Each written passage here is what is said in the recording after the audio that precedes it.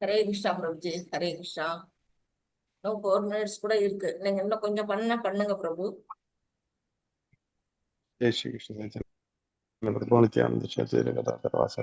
அஞ்சரைக்கு ஸ்டார்ட் பிரபு.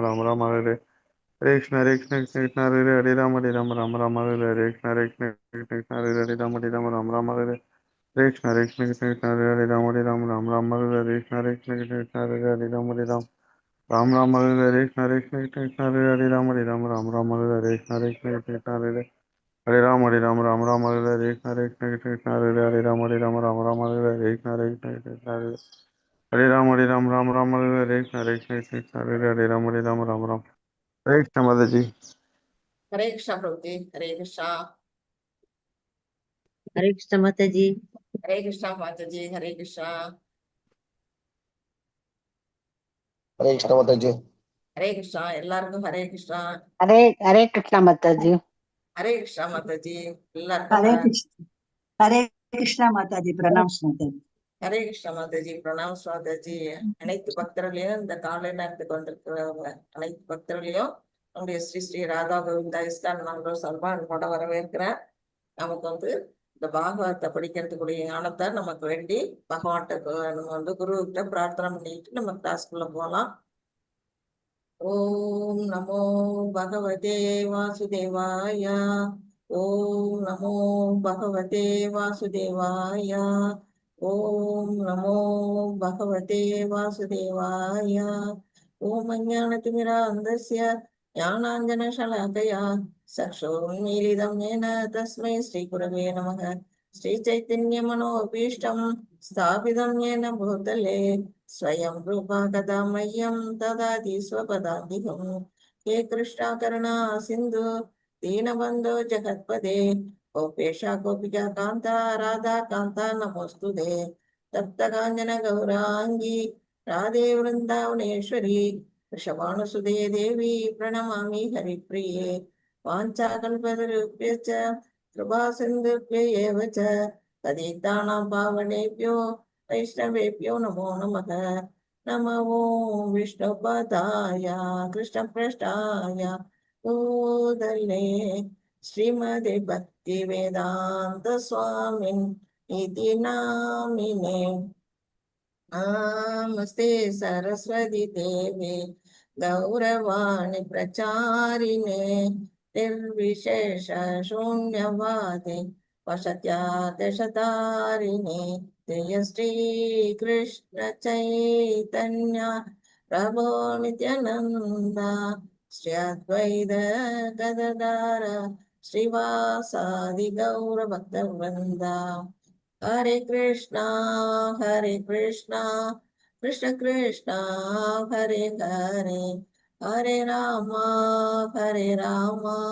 राम राम हरे हरे। हरे कृष्णा कृष्ण कृष्णा हरे हरे हरे राम राम राम हरे हरे। नारायणं नमस्कृत्यं नरं चैव नरोत्तमं देवीं सरस्वतीं व्यासं ततो जयमुदीरयेत्। नष्टप्रायेष्वभद्रेषु नित्यं भागवत सेवया भगवती उत्तमश्लोके भक्तिर्भवति नैष्टिः। ஹரே கிருஷ்ணா டிவோட்டி சர்வபிரபா. சந்தோஷமா இருக்கு எல்லாரும் காலை நேரத்துல வந்திருக்கீங்க. நான் ஸ்கிரீன் ஷேர் பண்ணிடுறேன். நம்ம வந்து இப்போ வந்து ஃபர்ஸ்ட் கேண்டோ हरे ஹரே कृष्ण हरे कृष्णा हरे कृष्णा हरे कृष्णा माता हरे जी। कृष्ण माता जी। हरे कृष्णा माता जी, எல்லாருக்கும் ஹரே கிருஷ்ணா. நம்ம வந்து ஃபர்ஸ்ட் கேண்டோல யாரோ அன்மியூட் பண்ணீங்க, எக்கோ வருது. ருக்மணி மாதாஜி அன்மியூட் பண்ணீங்க, சரி மியூட் போட்டுங்க. தேங்க்யூ மாதாஜி.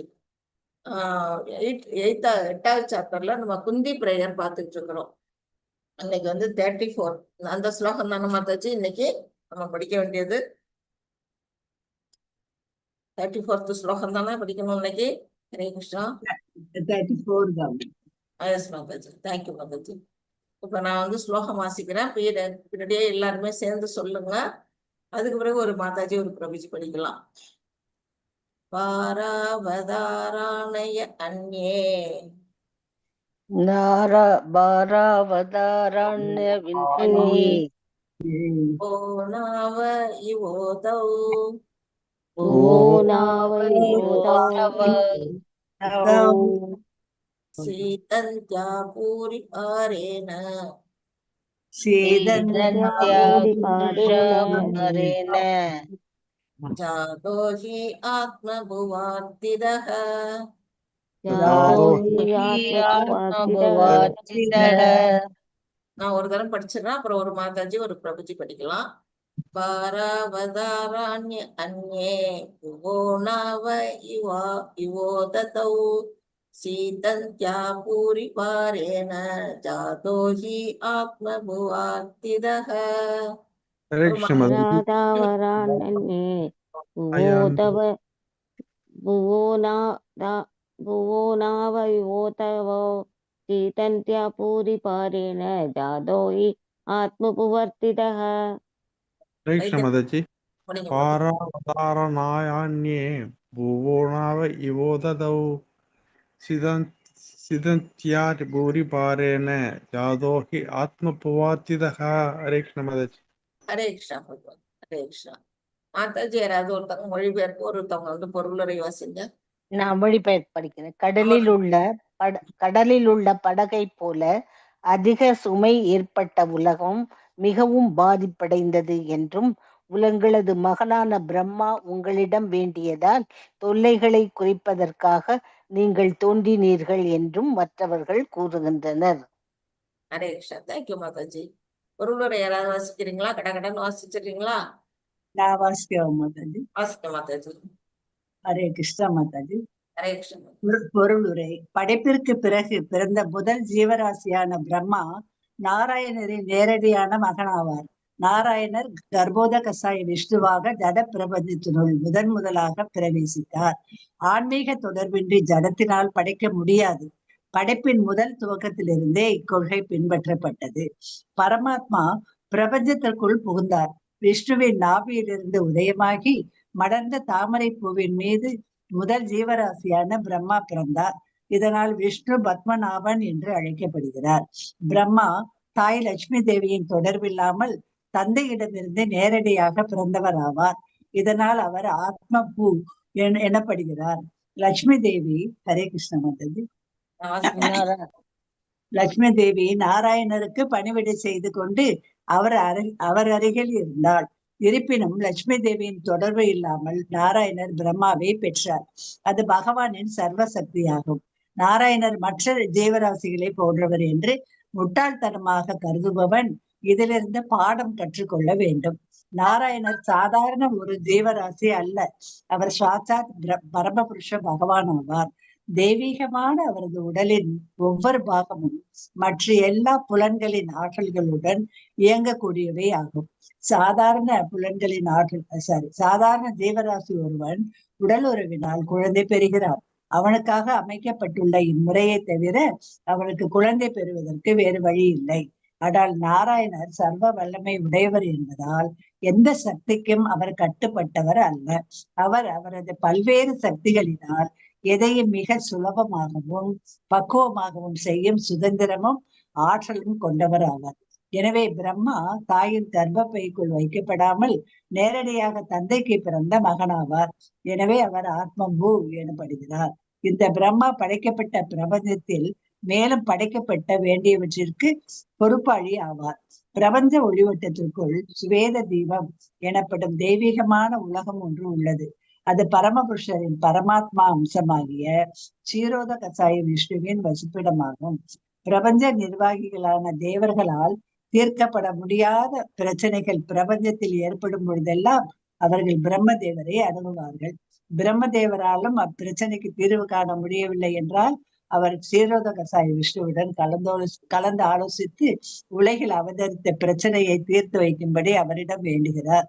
பூமி கம்சனாலும் மற்ற அரசர்களாலும் ஆளப்பட்டு அவர்களின் தீய செயல்களினால் அளவுக்கு அதிகமாக சுமை ஏற்பட்ட பொழுது அத்தகைய ஒரு பிரச்சனை எழுந்தது. பிரம்மதேவர் மற்ற தேவர்களுடன் சீரோதக கடற்கரையில் பகவானிடம் வேண்டினார். இதனால் கிருஷ்ணர் வசுதேவருக்கும் தேவகிக்கும் இவ்வுலகில் மகனாக அவதரிப்பார் என்று அவர்களுக்கு அறிவுறுத்தப்பட்டது. எனவே பிரம்மதேவரின் பிரார்த்தனைகளினால் தான் பகவான் அவதரித்தார் என்று சிலர் கூறுகின்றனர். ஹரே கிருஷ்ணா மாதாஜி. ஹரே கிருஷ்ணா மாதாஜி. தேங்க்யூ மாதாஜி. ஹரே கிருஷ்ணா. இப்ப நம்ம குந்தி தேவி எப்படி பகவானை குளோரிஃபை பண்றாங்க அப்படின்னு பார்த்தா, இந்த இடத்துல அவருடைய பிறப்பு, அவரு பிறப்பு அவருக்கு பிறப்பற்றவர். ஆனா அவர் வந்து தோன்றுகிறார் உலகத்துல வந்து எப்போதும் அவர் வந்து என்ன செய்யறார், தோற்றமளிக்கிறார், பல விஷயங்களுக்காக தோன்றுகிறார். அந்த அவருடைய தோற்றங்களை பத்தி குந்தி மகாராணி புகழ்ந்து சொல்றாங்க. ஒவ்வொருத்தரும் ஒவ்வொரு மாதிரி சொல்றாங்க அவருடைய பிறப்பை பத்தி. இதுல வந்து பாத்தீங்கன்னா 30வது பத்துல பாத்தீங்கன்னா, ஜென்ம கர்மச்ச விஸ்வாத்மன் அஜஸ்ய அஜஸ்ய ஆகர் து ஆத்மனஹா அப்படின்னு சொல்றாங்க. அஜஸ்ய அப்படின்னாலே பிறப்பற்றவர் அப்படிங்கிறது தெரியுது. அப்படி பிறப்பற்றவரா இருக்கக்கூடிய அந்த பகவான் பலவிதமான உருவங்கள்ல, அதாவது மத்ஸ்ய அவதாரம், வராக அவதாரம், வாமன அவதாரம், நரசிம்ம அவதாரம், பரசுராமர் அவதாரம்னு பலவிதமான இதுல, அதாவது உடல்களோட அவர் வந்து என்ன செய்யறாரு, இந்த உலகத்துல அவதாரம் பண்றாரு. எதுக்காக அது பார்க்கும்போது எனக்கு வந்து அதை நினைக்கும் பொழுது எனக்கு திகைப்பா இருக்கு அப்படின்னு 30ல சொல்றாங்க. அடுத்தது பாத்தீங்கன்னா 32 பாத்தீங்கன்னா, கேச்சி தாகூர் அஜம் ஜாதம், அஜம் அப்படிங்கிறவ அந்த இடத்துலயும் பிறப்பற்றவர் அப்படிங்கிறத அவங்க மென்ஷன் பண்றாங்க. ஒவ்வொரு ஸ்லோகத்திலயும் அது வருது. அதே போல 33ல சொல்றாங்க, அஜஸ்துவம் அஸ்ய ஷேமாய அப்படின்னா அஜம், அந்த இடத்துலயும் அஜம் வருது. அதாவது தாங்கள் பிறப்பற்றவரான தாங்கள் என்ன நோக்கத்துக்காக பிறந்தீர்கள் அப்படின்னு பல பேரும் சொல்றாங்க அப்படின்னு. ஒவ்வொரு ஸ்லோகத்திலையும் பகவான் வந்து பிறப்பற்றவர், அப்படி பிறப்பற்றவரா இருக்கக்கூடியவர் எதற்காக பிறந்தார் அப்படின்னு ஒவ்வொரு விதமா அவங்க வந்து வர்ணிச்சுக்கிட்டு வராங்க. எதுக்காக பிறந்தார், 32ல எதுக்காக பிறந்தார் அப்படின்னு சொன்னா, அரசர்களை மேன்மைப்படுத்துவதற்காகவும் எது மகாராஜனை சந்தோஷப்படுத்துவதற்கும். அவர் சொல்றோம் இல்லையா, பரித்ராணாய சாதுனாம் அப்படிங்கிறோம். பரித்ராணாய சாதுக்களுக்கு வந்து காப்பதற்காக அவர் வந்து பிறப்பெடுக்கிறார். சந்தோஷம் அளிக்கிறதுக்காகவும் பக்தர்களோட கூடியிருக்கிறதுக்காகவும் அவர் வந்து பிறக்கிறார். எப்படி தோன்றுகிறார், மலையமாரதத்துல, மலையமாரதம்ங்கிற அந்த மலையில தோன்றக்கூடிய அந்த சந்தனம் எப்படி இருக்குதோ, சந்தன மரங்கள் தோன்றுவதை போல அவர் வந்து எது வம்சத்துல அவர் தோன்றினார் அப்படின்னு வந்து அவரை குளோரிஃபை பண்றாங்க. 33ல பாத்தீங்கன்னா, வசுதேவர் தேவகி வந்து பிரார்த்தனை, பல காலத்துக்கு முன்னாடி சுத்தப்பா கிருஷ்ணியா இருந்தப்ப அவங்க வந்து பல காலம் தவம் செஞ்சிருக்காங்க. அந்த தவத்தின் பயனாக அவங்கள வந்து சந்தோஷப்படுத்துறதுக்காக, அவங்கள திருப்திப்படுத்துறதுக்காக தோன்றினீர்கள் அப்படின்னு அந்த இடத்துல அதுல சொல்றாங்க. அப்ப அடுத்தது அதுலயே வருது என்ன, உலக மக்களின் நன்மைக்காகவும் பகவான் தோன்றுகிறார் அப்படின்னு. அப்ப வந்து என்ன, பரித்ராணாய சாதுனா வினாஷாயச்ச துஷ்கிருதம், தர்ம இதுல வரும் பாத்தீங்கன்னா, இந்த பர்பட்ல பாத்தீங்கன்னா தொல்லைகளை குறைப்பதற்காக, இந்த உலகத்துல இருக்கக்கூடிய சுமை, தொல்லைன்னா அதர்மம், அதர்மத்தை அழிக்கிறதுக்காக பகவான் தோன்றினார். அப்ப தர்ம சம்ஸ்தாய நாத்தாய அப்படின்னு பகவான் வந்து என்ன சொல்றாரு, பலவித காரணங்களுக்காக இந்த உலகத்துல தோன்றுகிறார் அப்படின்னு வந்து சொல்லப்படுது ரொம்ப அழகா. இதுல பாத்தீங்கன்னா ஒரு அழகான உதாரணம் கொடுத்திருக்காங்க. கடல்ல இருக்க கப்பல்ல வந்து ஓரளவுக்கு வந்து சுமை ஏற்றும் பொழுது அது வந்து பேலன்ஸ் பண்ணிட்டு அது வந்து அந்த கடல்ல போகும். அதே கடல்ல, அதே கப்பல்ல நம்ம வந்து அதிகமான சுவை ஏற்றுனா என்ன ஆகும், அந்த படகு அது வந்து தத்தளிக்கும். அந்த கடல் அலையில தத்தளிச்சு என்ன செய்யும், ஒரு கட்டத்துல முழுகக்கூடிய அபாயமும் ஏற்படும். அந்த மாதிரி இருக்கும் பொழுது அப்ப வந்து யார் வென்றா, பிரம்மா போய் வென்றாரு. பிரம்மா வென்றதுக்கு முன்னாடி பிரம்மா கிட்ட வந்து யார் வென்றனா, பூமி தாய். அவங்க வந்து ஒரு பசு வடிவம் எடுத்து போய் பிரம்மா கிட்ட வென்றாங்க. அதர்மிகளால என்னோட பூமி பாரம் அதிகரிச்சுட்டு, இதுல இருந்து எனக்கு நிவாரணம் கொடுங்க அப்படின்னு சொல்லி அவங்ககிட்ட வந்து வேண்டுதல் வைக்கிறாங்க பிரம்மா கிட்ட. அப்ப இந்த உலக மக்கள் படக்கூடிய கஷ்டங்களை, தொல்லைகளை குறைப்பதற்காக பகவான் வந்து தோன்றினீர்கள் அப்படின்னு கொஞ்சம் பேர் சொல்றாங்க அப்படின்னு வந்து குந்தி தேவி இந்த இடத்துல பகவான பிரார்த்தனை பண்றாங்க. பிரம்மா வந்து முதல் ஜீவராசி பிரம்மா அப்படிங்கிறது நமக்கு தெரியும். பகவான் வந்து என்ன செய்யறாரு, காரணகத விஷ்ணு வந்து இந்த பிரபஞ்சங்கள் எல்லாம் படைச்சதுக்கு அப்புறம் அடுத்ததா வந்து என்ன பண்றாரு, அந்த ஒவ்வொரு பிரபஞ்சங்களுக்குள்ளும் கோடிக்கணக்கான பிரபஞ்சங்கள் அவர் படைக்கிறாரு. அதுல ஒவ்வொரு பிரபஞ்சத்துக்குள்ள அவர் என்ன செய்யறாரு, கர்ப்போகதாய விஷ்ணுவா உள்ள புகுந்து அதை தாங்குறார் அப்படிங்கிறத நம்ம வந்து படிச்சிருக்கிறோம். அந்த கர்ப்போகதாய விஷ்ணுவோட முதல் இதுல இருந்து, அவருடைய உந்தி கமலத்துல இருந்து தோன்றுகிற அந்த தாமரை பூவுல வந்து பிரம்மா வந்து தோன்றினார். அவர்தான் முதல் ஜீவராசி அப்படின்னு நம்ம வந்து நமக்கு வந்து சொல்லி இருக்கிறாங்க, நம்ம சாஸ்திரங்கள்ல சொல்லி இருக்கிறாங்க. அப்படி தாமரை பூவுல இருந்து பிரம்மா எப்படி பிறக்கிறார் அப்படின்னா, ஒரு தாயார், தாயார் லட்சுமி தாயார் அங்கதான் பாத சேவை பண்ணிட்டு இருக்கிறாங்க. கர்ப்போதய விஷ்ணுகிட்ட பாத சேவை பண்ணிட்டு தாயார் இருக்கிறாங்க. ஆதிசேஷன் படுக்கையில பகவான் இருக்கிறாரு. அப்படி இருந்தும் தாயாருடைய உதவி இல்லாம, இப்ப நம்ம பௌதிகத்துல எப்படி அப்படின்னு பாத்தீங்கன்னா, ஒரு ஆண் பெண் சேர்க்கையில தான் ஒரு குழந்தை உருவாகும். ஆனா அது பௌதிகத்துக்கு. ஆனா பகவான் எப்படிப்பட்டவர்? சர்வசக்தி படைத்தவர். அவருக்கு யாருடைய உதவியும் தேவையில்லை. தாயார் லட்சுமியோட உதவியும் தேவையில்லை. அவர் வந்து ஆத்மாராமா அப்படிங்கறத நம்ம படிச்சிருக்கிறோம். அப்படிப்பட்டவரோட வந்து அவருடைய சொந்த விருப்பத்தினால அவருடைய நாபியில இருந்து தோன்றக்கூடிய அந்த தாமரை மலர்ல முதல் ஜீவராசியான பிரம்மா தோன்றுகிறார். அவர் வந்து வெறும் தாய் இல்லாம தந்தை மூலமாக பிறந்தவர் அப்படிங்கிறத நம்ம தெரிஞ்சுக்கிறோம். அதனாலதான் இங்க வந்து இந்த ஸ்லோகத்துல பாத்தீங்கன்னா ஆத்ம புவார்த்திதக அப்படின்னு வருது. ஜாதோகி ஆத்ம புவார்த்திதக. ஆத்மபூன்னா என்ன? அவராவது நேரடியாக தந்தையிட்ட இருந்து நேரடியாக பிறந்தவரனால அவருக்கு ஆத்மபூ அப்படின்னு வந்து இங்க வந்து அவருக்கு வந்து பேரு. அந்த மாதிரி இதுல வந்து சொல்றாங்க. அவரு வந்து எவ்வளவு சர்வசக்தி படைத்தவர் அப்படிங்கிறது நம்ம வந்து ஒரு தாயார், ஒரு லட்சுமி தாயார் தொடர்பு இல்லாம அவர் வந்து அந்த பிரம்மாவை படைச்சதுல இருந்தா நமக்கு தெரியும். அவர் வந்து சாதாரண ஜீவராசி இல்ல, சாட்சாத் பரமபுருஷ பகவான் அப்படின்னு அவர் சொல்றோம். ஆனா அப்படிப்பட்ட பகவானுடைய ஆற்றலை தெரிஞ்சுக்காத மக்கள், முட்டாள்கள் என்ன செய்யறாங்க? அபஜானந்தி மாமூடா மானுஷின் தனம் ஆசிதம் பரம்பாவம் அஜானந்தோ மம பூத மகேஸ்வரம் அப்படின்னா, அவர் வந்து அந்த உலகத்துல தோன்றும் பொழுது மக்கள் வந்து முட்டாள்கள் என்ன நினைக்கிறாங்க? நம்மளை போல சாதாரண உயிர் வழி அப்படின்னு அவங்கள நினைச்சுக்கிறாங்க. அது தவறு அப்படிங்கிறத இங்க நம்மளுடைய பிரபுபாதா அழகா வந்து பர்பட்ல வந்து சொல்லி இருக்கிறாங்க. அடுத்தது வந்து என்ன சொல்லிருக்காங்க? அவர் நம்மளை போல புலன்கள் அவருக்கு இருக்கு. அப்படிப்பட்ட புலன்கள் எப்படிப்பட்டது அப்படின்னா, அவருடைய புலன்கள் எல்லாம் உத்தமமானது, புனிதமானது, உன்னதமானது, திவ்யமானது அப்படிங்கிறத நம்ம தெரிஞ்சுக்கணும். நம்ம வந்து 4.9 ஸ்லோக பகவத்கீதையில படிச்சிருக்கோம். ஜென்ம கர்மச்ச மே திவ்யம் ஏவம் யோ வேதி தத்வதக த்யக்த்வா தேகம் புனர்ஜன்ம நைதி மாமேதி சோர்ஜுனா. என்ன? அவருடைய பிறப்பும் அவருடைய செயல்களும் திவ்யமானவை. அதை யார் ஒருத்தவங்க புரிஞ்சுக்கிறாங்களோ அவங்களுக்கு வந்து மறுபிறப்பு கிடையாது அர்ஜுனா அப்படின்னு பகவானே சொல்றாரு. அப்படி உன்னதமான ஒரு தோற்றம், அவருடைய உன்னதமான செயல்களை பத்தி இங்க வர்ணிக்கிறாங்க. என்ன சொல்றாங்க? அதாவது அவருடைய வந்து சர்வ வல்லமை உடையவர். அவர் எப்படி வல்லமை?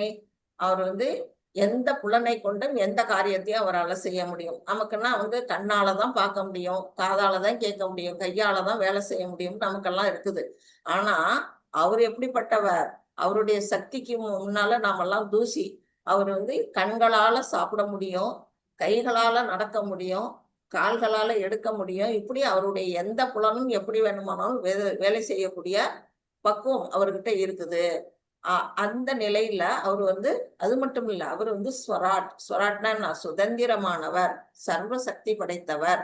அதனாலதான் அவர் வந்து அவர்கிட்ட இருந்து ஒரு பிரம்மதேவரை அவரால் படைக்க முடிந்தது அப்படிங்கிறது இதுல நமக்கு தெரியுது. அடுத்தது என்ன சொல்றாங்க அப்படின்னு பாத்தீங்கன்னா, இந்த பிரபஞ்ச ஒளிவட்டத்திற்குள் ஸ்வேத தீபம். ஸ்வேத தீபம் நீங்க எல்லாருக்குமே தெரியும். அந்த ஸ்வேத தீபம்னு ஒரு தீபம் இருக்குது. அந்த தீபத்துலதான் யாரு இருக்கிறா? க்ஷீரோகதை விஷ்ணு. க்ஷீரோகதை விஷ்ணு யாரு? படைத்தவர், உலகை படைத்தவர். உலகை படைத்தவர். நம்முடைய இதயத்துக்குள்ள இருக்கக்கூடிய பரமாத்மா தான் க்ஷீரோகதை விஷ்ணு.